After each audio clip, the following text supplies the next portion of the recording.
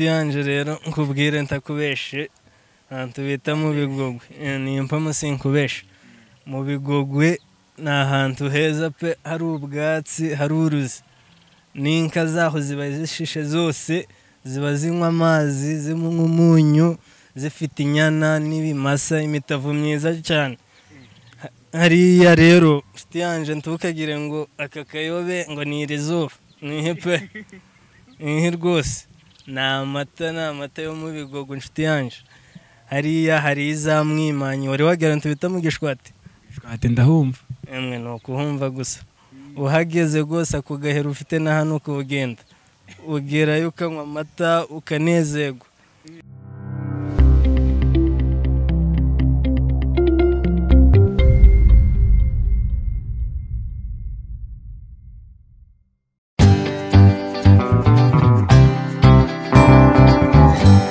ese ibicuruzwa byawe byaba byarabuze abaguzi warabuze abakiriya se ugatekereza ko ufite inyatsi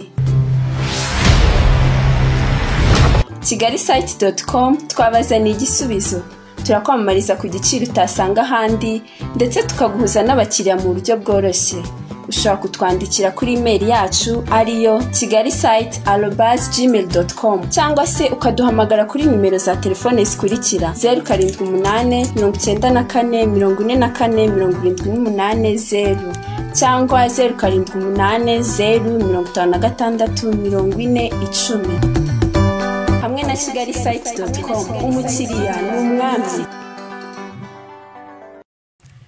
Nongeye gushimira nongeye gusuhuza abantu abakunzi cyane cyane ba God TV show mufata umwanya wanyu mugakurikirana ibiganiro byacu ni ibintu by'ingenzi kandi ibintu by'agaciro turabakunda cyane none nongera kwibutsa abantu batarakora subscribe nubwo hari hashize igihe ariko twongeye twagarutse mu kazi nk'ibisanzwe usabwe gukora subscribe like share na comment zanyu zibe nziza zibe mbi zose turazakira kugira ngo tubashe kumenya niba ibyo dukora mwabishimye cyangwa se mwabigaye noneho tumenye niba hari icyo turi bahindurire hari icyo turi bakorera none kuri uyu munsi mfite umutumirwa wacu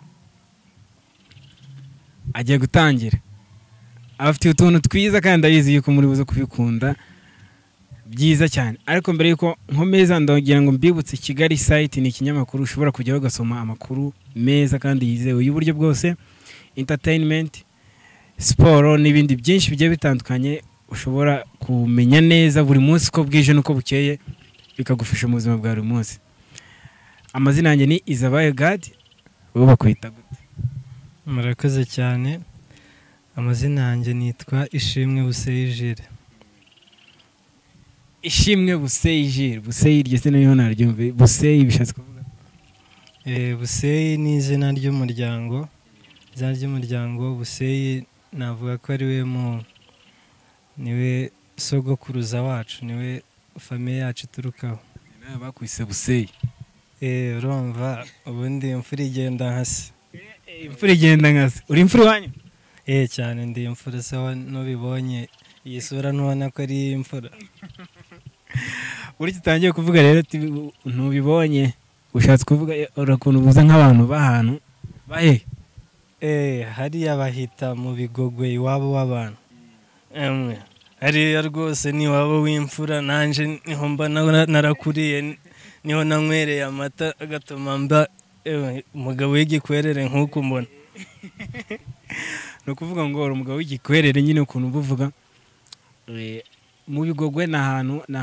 uvuze ngo ni iwabo w'abantu bishatse kuvuga abandi se ahandi ntabwo ari iwabo w'abantu oya ntabwo ari ukuvuga ko abandi nabo badafite iwabo cyangwa iwabo heza ariko buri muntu aba afite ahantu ava ariko kuri ngewe mba mbona ari ahantu hadasanzwe kuko n'abandi bahatangarira bumva abantu bava hirya no hino bahavuga bahatangarira niyo mpamvu mba mvuga ko ari iwabo w'abantu n'ahantu hatandukanye n'ahandi hantu henshi abandi bantu baba baturuka se tukubajije wadusobanurira nyine ukatubwira icyo mu Bigogwe umuntu ushaka nko gusura mu Bigogwe ni iki mu Bigogwe uziharusha ahandi hantu nshuti yanje rero nkubwire ntakubeshe ahantu bita mu Bigogwe ni impamo sinkubeshe mu Bigogwe ni ahantu heza pe hari ubwatsi hari uruzi n'inka zaho ziba zishishe zose, ziba zinywa amazi, zinywa umunyu,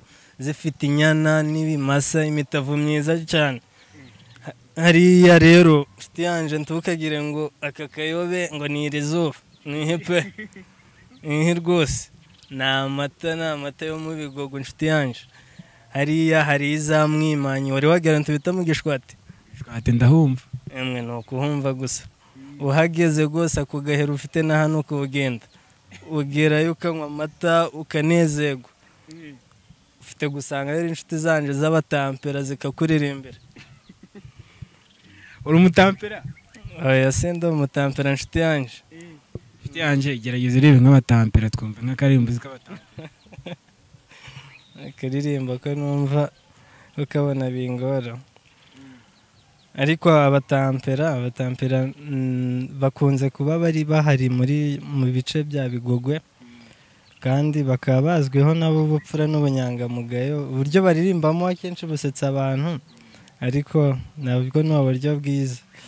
Akenshi mfite nko kubyigana ukumva birasekeje kuko bagenda gerageza gakeya nyine.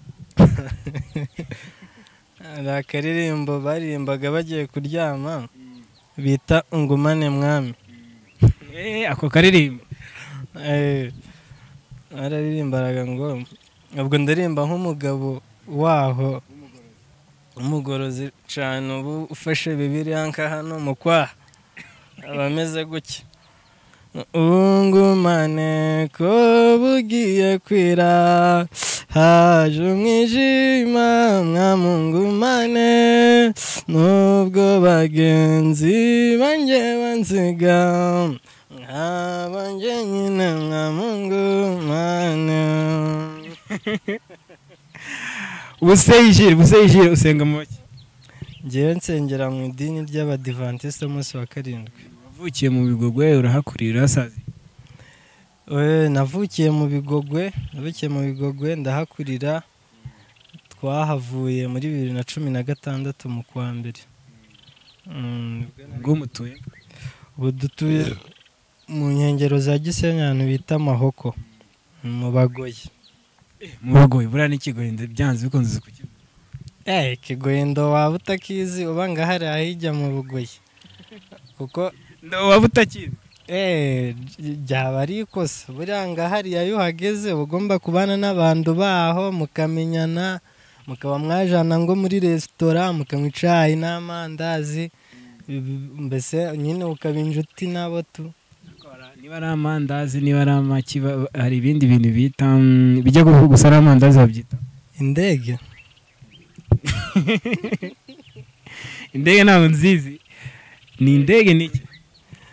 Hari ibidiya se, imbada. Imbada ziba zikoze mu biki?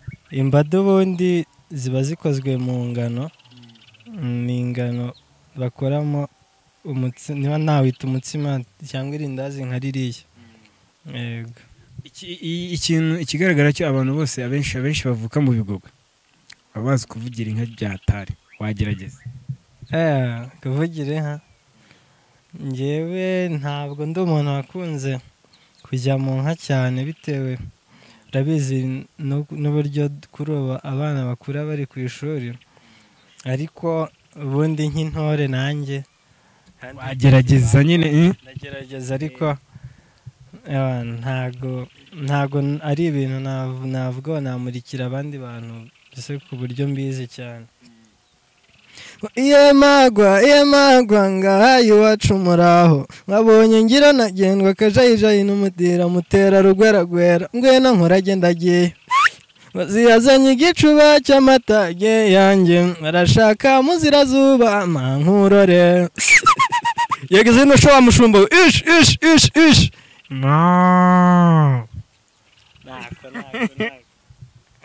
ibyo bintu wenda nakunda kumva bakavuga bakiye nk'inka, ariko njye ntabwo. Wararagiyeho? Ntago navuga nararagiye by'umwuga, usibye kujya mu nka bisanzwe nkirirwayo nkamarayo nk'umunsi umwe cyangwa ibiri, ariko ntabwo nabaye mu nka bya cyane. Tubwire nk'amaterime mu nka bashobora gukoresha. uzi neza abandi bantu batabaye mu nka badashobora kumenya ugiye yadusobanura wenda mu mvugo z'iki gihe nanda uvuge n'uburyo mu bigogwe babivuga. Ikintu cya mbere hari ikintu bita kubanjura. Kubanjura ubibwiyeho undi muntu ndatekereza atabimenya, ariko ubundi kubanjura ni ukujya mu nka ugiye kuzana amata bakamye, nicyo bita kubanjura. Ariko ni ijambo usanga iyo mu bigogwe gusa, nta handi hantu wapfa kurisanga. Wenda hari n'ahandi baba bafite inyito yindi, ariko iyo niyo isanzwe hariya mu bigogwe. Ikindi akenshi ikintu navuga abantu benshi baba batazi ni abantu batabaye mu nka. Hari ibintu abantu benshi batazi, ariko bamwe bagenda biga no mu mashuri bita ntibavuga bavuga akenshi ku bijyanye n'inka. hari ukuntu njya nkunda kumva uri kuvuga ngo kuragira ku mukikiro ko ubundi rero ubundi njyewe ni ukuganira, ariko ntukagire ngo mba nakubesha inshuti yanjye. Njyewe nakunda kujanta bita muri Kongo. Muri Kongo uje humva? Kongo ndahumva, ndahazi ni iwacu. Urakoze cyane inshuti yanjye. Nzoguha inka ebyiri inshuti yanjye. Azivugiye kuri TV, uzozima ryamwe. Wewe uzoze undebe tuganire, ukura ubwatsi uzoze uzicure. Nzokura ubwatsi narazibona. Nzikwereke mu telefone se ko harimo amafaranga. Zinyereke inkumaye nyine. Ampayinga. Ubwo uri kungoragoza gucura kubona ndi kukubesha inshuti yanjye. Oya pewe rwose utazonsebya. Kuba uzemereye hano kuzazi. Cyane inshuti yanjye sinja. Iki tubwira? Nari nyibabwira ibyo rero muri Kongo rero nakunda kujayo njanye na data, agiye kunyereka aho bari batuye kera batarazi no mu gihugu. Ubwo nagendaga rero hari ahantu bita mu kibaya benshi barahazi. Hakaba rero hari ahantu muri Kongo mu gace bita Ibu, ariko iyo urenze ubundi aho bita ku mupaka wo kuri Hangari, aho bita muri Reje. Ujumva? Muri Reje ndahumva.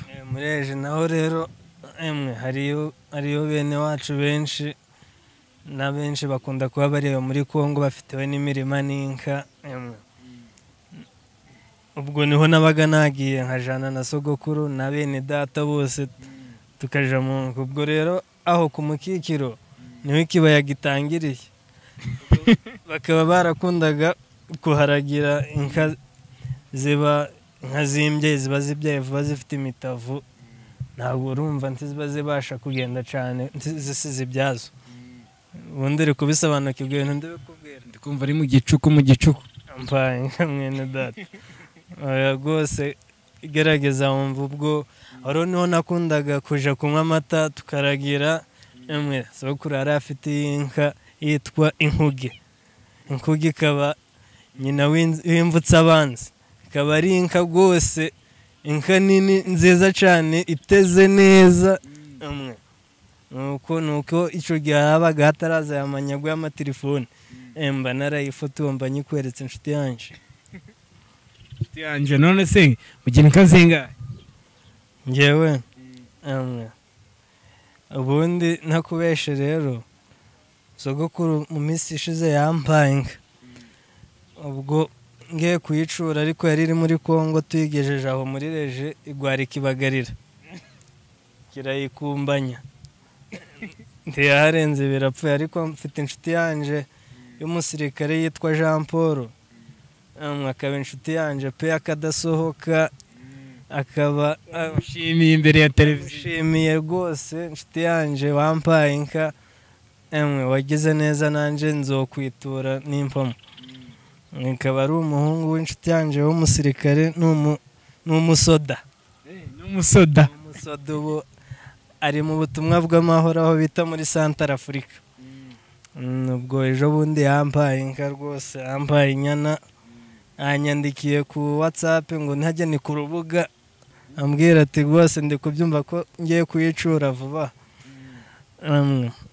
ariko ubwo inyinshi nzozishakira n'ubu ndi gushabika inshuti yanjye mu Bigogwe gutyo muvuga akenshi ushobora kugera nk'ahantu ugasanga nyine biguteye confusion ugasanga nyine ntago uri kwisanga mu bandi bitewe no kuvuga wowe ntago bijya bigutera ikibazo kuvuga gutyo mu bandi bantu. Ubundi rero inshuti yanjye nagiye mu mashuri ngo ni za interina mu ma boarding school. Nkihagera bwa mbere byari bigoye kuko wavuga ikintu ukabona baragusetse cyangwa bakakubaza se n'iki. Nk'ubu nari nzi ko icyuma kibahatisha njye nacyitaga indiga, indobo bavomeramo nahitaga rimwe na rimwe imbegeti. Wabibwira umuntu ntabisobanukirwe, ariko akenshi umuntu haritinya ko yari umwana, ariko aho umuntu amariye gukura amenya ko umuco aba ari wewe, umuco ni wowe, ntabwo ukwiriye kurambika umuco wawe cyangwa icyo uri cyo ngo kubera uri kumwe n'abantu mutavuga ibintu bimwe, ahubwo ugomba kuguma uri wowe, bakakubona bakakumenya bakagira n'icyo bakuvanaho bakwigiraho.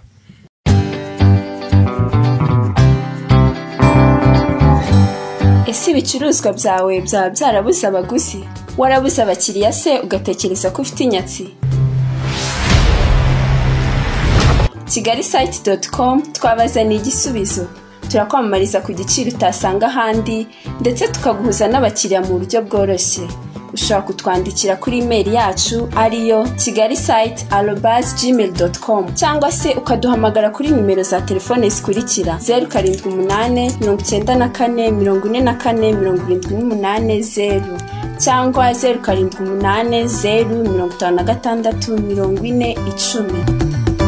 Hamwe na kigali-site.com umukiriya ni umwami.